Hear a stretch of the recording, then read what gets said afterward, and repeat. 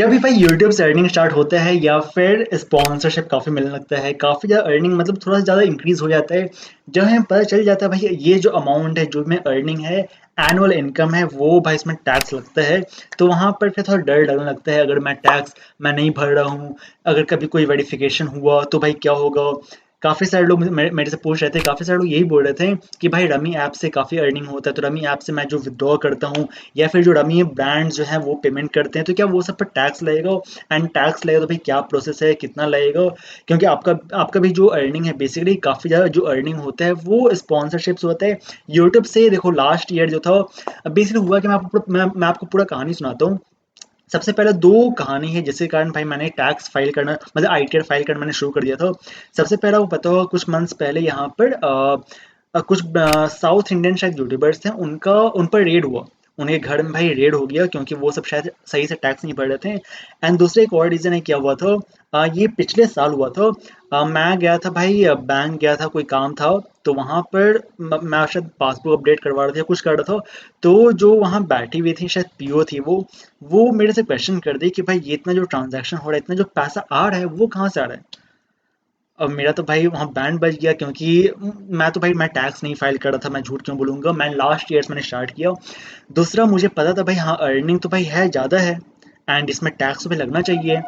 अब मैं वहाँ बता नहीं पाया, मैं ये नहीं बोल सकता भाई ये अर्निंग है, मेरा अर्निंग ऑनलाइन इनकम है।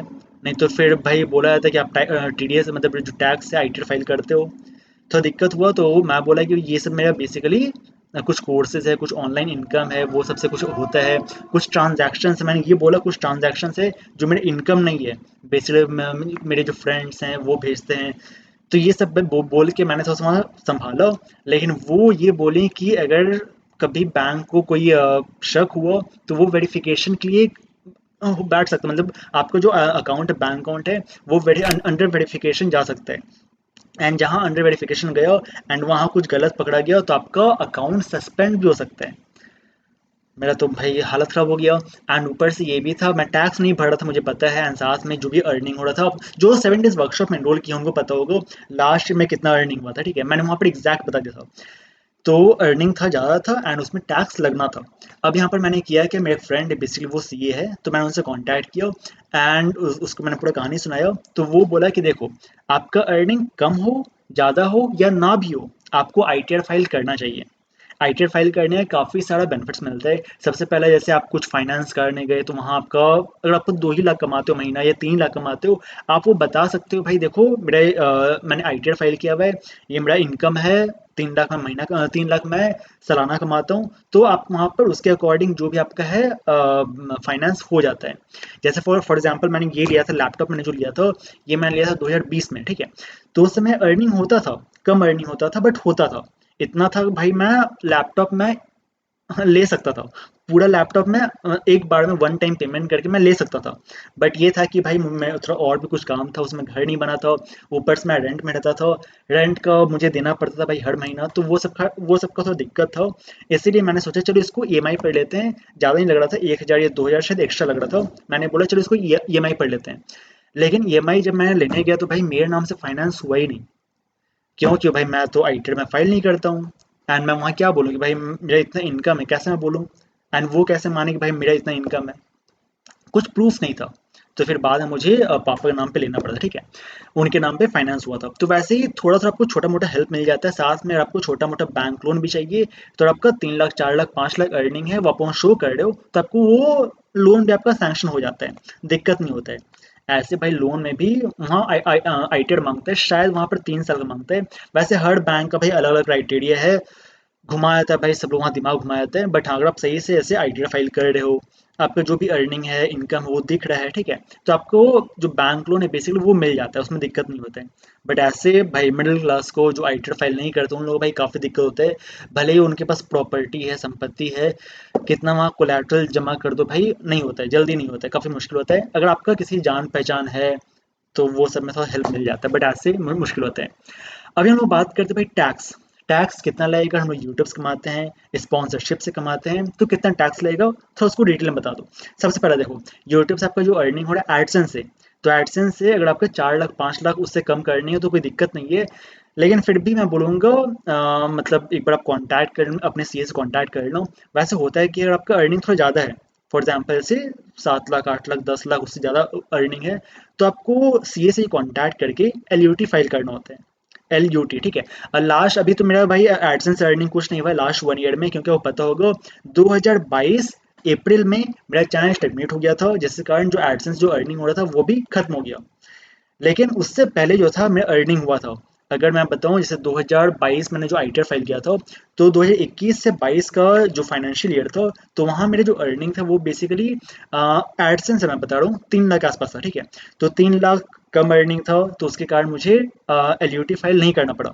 बट हाँ, अगर ज़्यादा अर्निंग होता, जब आपको पता है भाई ये टैक्सेबल अमाउंट है, अर्निंग ज़्यादा, तो आपको वहाँ पर एलयूटी फाइल करना पड़ता है।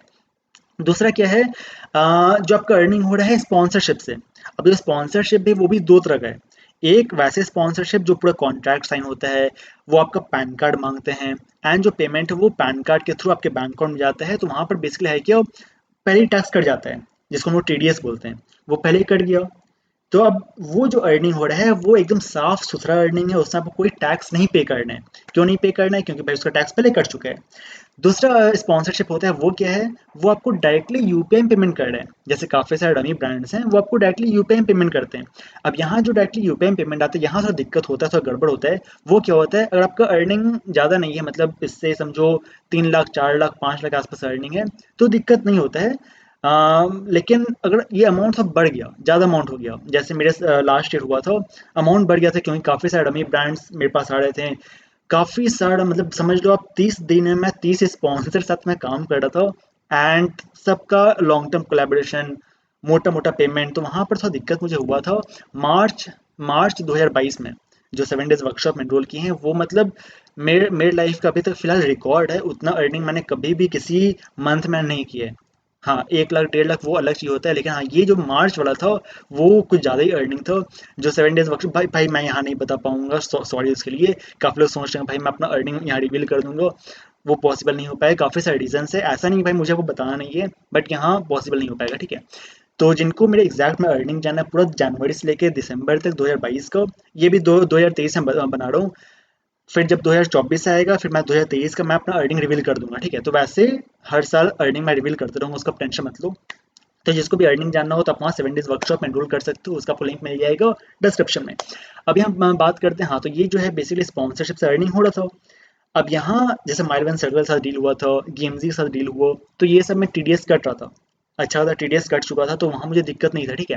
एंड ये जो टीडीएस कटता है वो भी कितना कटता है, तो देखो ये भी परसेंटेज होता है कितना इनकम हो रहा है। जैसे फॉर एग्जांपल मेरा तो बहुत ज़्यादा लाखों में वैसे अर्निंग नहीं हो रहा था, मतलब जो भी एक डील हो रहा था वो हज़ारों में ही हो रहा था, ठीक है। तो अगर आपको 5 लाख 6 लाख के अंदर का अर्निंग है सालाना, तो वहाँ पर आपको 10% शायद कटता है, ठीक है। क्योंकि मैंने कुछ बड़े यूट्यूबर्स मैंने बात किया है, बड़े बड़े यूट्यूबर्स के साथ मैंने बात किया था, जिनका भाई 20 लाख 25 लाख का डील हो रहा था, तो उन लोगों का 18% कटा है। अब मुझे एग्जैक्ट नहीं पता भाई कितना स्लैब होता है, किसके अकॉर्डिंग कितना परसेंटेज लगता है, वो मुझे नहीं पता, वो आप सीए से बात कर लो। लेकिन हाँ, यहाँ बेसिकली मेरा जो था, मैं अपना बता रहा हूँ, मेरा 10% लगा, गेमजी का भी एंड माइलेवन सर्कल का भी 10% लगा। बट जिनका लाखों में बहुत बड़ा डील होता है, उन लोगों का 18% जीएसटी लगता है। अब भी देखो, अब ये जो टीडीएस भी है, जो परसेंटेज है, वो भी भाई चेंज होता रहता है। तो आप कब वीडियो देख रहे हो भाई मुझे नहीं पता, बाद में देख रहे हो तो हो सकता है भाई वहाँ पर परसेंटेज कुछ ऊपर नीचे हुआ होगा। अभी मैं करंट बता रहा हूँ, अपना स्टोरी बता रहा हूँ, जो भाई मेरे साथ हो रहा है एंड कैसे टैक्स लग रहा है वो मैं बता रहा हूँ आपको, ठीक है। तो यहाँ बेसिकली हाँ, तो लास्ट डेट जो मैं डर गया था, वो जो कांड हुआ था, तो उसके बाद मैंने अपने एक मेरा बेसिकली फ्रेंड है, तो उससे मैंने कांटेक्ट किया, तो वो मुझे बताया कि ये सब डरना नहीं है, शांति से जो भी अपना आईटीआर वो फाइल करते रहो, हर साल आईटीआर फाइल करो, उससे कोई दिक्कत नहीं होता, ठीक है। तो लास्ट ईयर मैंने आईटीआर फाइल किया था, इस साल ही मैंने आईटीआर फाइल किया है। एंड अगर आपका अर्निंग समझो एडसेंस से बहुत ज़्यादा नहीं है, तो आपको दिक्कत नहीं है, एलयूटी से फाइल मत करना। बट अगर ज़्यादा अर्निंग है तो आपको एलयूटी फाइल करना पड़ेगा, क्योंकि एडसेंस में जो अर्निंग होता है, एडसेंस जो पैसा आता है, वो इंडिया का पैसा नहीं होता है, वो बाहर से पैसा आता है, यूएस से पैसा आता है, ठीक है। तो उसके लिए आपको वो एलयूटी फाइल करना पड़ता है। एंड ये जो है स्पॉन्सरशिप वाला, तो अगर आपसे कोई कॉन्ट्रैक्ट साइन करवा रहा है, तो वहाँ तो टीडीएस कट गया। लेकिन अगर टीडीएस नहीं कटा है, डायरेक्टली आपको यूपीआई में भेज रहा है, तो वहाँ पर थोड़ा सा बात करना होगा आपको सीए से, क्योंकि वो सब जो ट्रांजैक्शन होता है वो इनकम में शो नहीं होता है। अगर फॉर एग्जांपल 10,000 20,000 50,000 का ट्रांजैक्शन हो रहा है, तो वो इनकम में शो नहीं होता है।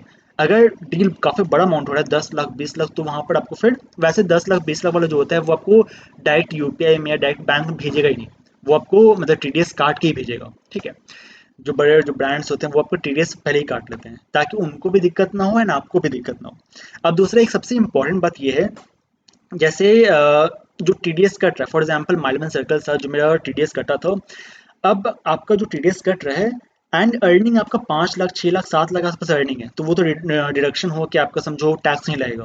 अगर 7-8 लाख भी अर्निंग हो रहा है तो वो डिडक्शन हो जाता है, तो आपका टैक्स नहीं लगता है, ठीक है ना। आपका टैक्स तो नहीं लगा, लेकिन आपका यहाँ जो टैक्स पहले कट चुका है, आप क्या बोलोगे भाई मेरा तो, मैं तो इनका जो टैक्स स्लैब में है मैं उसमें काफ़ी नीचे हूँ, मेरा उसमें टैक्स नहीं लग रहा है, जीरो टैक्स है, तो ये जो टैक्स मैंने पे कर दिया है इसका क्या होगा। तो सबसे बड़ा बेनिफिट ये मिलता है, वो टैक्स आपको रिफंड मिल जाता है, आपके पूरे बैंक अकाउंट में आ जाता है, ये सबसे बड़ा बेनिफिट है। एंड अगर आपका अर्निंग जाता है 10 लाख 15 लाख 20 लाख जो भी उससे ज़्यादा अर्निंग है एंड वहाँ पर टैक्स लग रहा है, फॉर एग्जाम्पल मैं एक एग्जाम्पल दे रहा हूँ, 1 लाख आपका टैक्स लग रहा है, तो 1 लाख आपको पूरा पे नहीं करना पड़ेगा, जो आपने टैक्स पहले पे कर दिया है वो माइनस जाता है, तो वो कट जाता है, तो आपको वहाँ रिमेनिंग जो पेमेंट वो करना पड़ता है, तो ये भी बेनिफिट है। तो आपका जो भी टीडीएस लग रहा है उसमें आपको घबराना नहीं है भाई मेरा पैसा कट रहा है, फालतू में पैसा काट ले रहा है। 2021 में मैंने जो डील किया था मालवन सर्कल के साथ, तो वहाँ समझो मेरा जो टीडीएस लग रहा था, मैं काफ़ी अफसोस हो रहा था भाई, मैं टैक्स कट रहा है, मैं टैक्स कट रहा है फालतू में। डील हुआ है भाई 1000 रुपये का, 1000 डील हुआ था पर डे का, तो वो मुझे भेजता था 900 रुपया, 100 रुपये डेली में लॉस हो रहा था। बाद में मुझे पता चला कि भाई वो तो रिफंड आ जाता है, ठीक है। तो ऐसे होता है, तो काफ़ी सारे जो आपको टीडीएस आपने जो पे कर दिया है वो आपको रिफंड मिल जाएगा। देखो डरना नहीं है, बिल्कुल डरना नहीं है, काफ़ी सारे ट्रांजेक्शन आपके बैंक अकाउंट में होगा। दिक्कत थोड़ा ऐसा नहीं है कि कोई दिक्कत होता है, आप बैंक जाओगे वो कुछ बोल दिया, सबसे पहले बैंक वाले को कोई दिक्कत है ही नहीं आपके टैक्स से, आप टैक्स पे करो ना करो बैंक वाले को कोई दिक्कत ही नहीं है। दिक्कत किसको होता है, इनकम टैक्स डिपार्टमेंट को। तो इसलिए मैं बोल रहा हूँ, हर साल आईटीआर फाइल कर दो, शांति से फाइल करते जाओ। जो भी अपने एक सीए फ्रेंड से, जो आपका सीए फ्रेंड है, अगर कोई नहीं भी है तो आप मेरे फ्रेंड से बात कर सकते हो, मैं उसका नंबर दे दूंगा डिस्क्रिप्शन में, आप उनसे बात कर लो, वो आपको डिटेल में समझा देंगे, ठीक है। बस आपका जो पैन कार्ड होता है क्यों चेक करना पड़ता है भाई, आपका कितना इनकम है नहीं है, क्या इनकम में शो हो रहा है, टैक्स लगेगा भी या नहीं लगेगा, तो वो आपको डिटेल में बताते हैं, तो उसके लिए आपको पैन कार्ड जो नंबर होता है वो देना पड़ता है, ठीक है। तो वो आपको बता देंगे एंड जो भी डिडक्शन हो सके या फिर आपका टैक्स बच सके वो आपको बेस्ट तरीका ही बताते हैं, तो वो आपको बेनिफिट में मिल जाता है, ठीक है। तो आप उनसे कॉन्टैक्ट कर सकते हो एंड ट्राई करो भाई हर साल आईटीआर फाइल करने को। कम भी अर्निंग है नहीं भी अर्निंग है तो भाई तो भी आईटीआर फाइल कर दो, ठीक है। सेफ रहता है, सब कुछ क्लीन रहता है।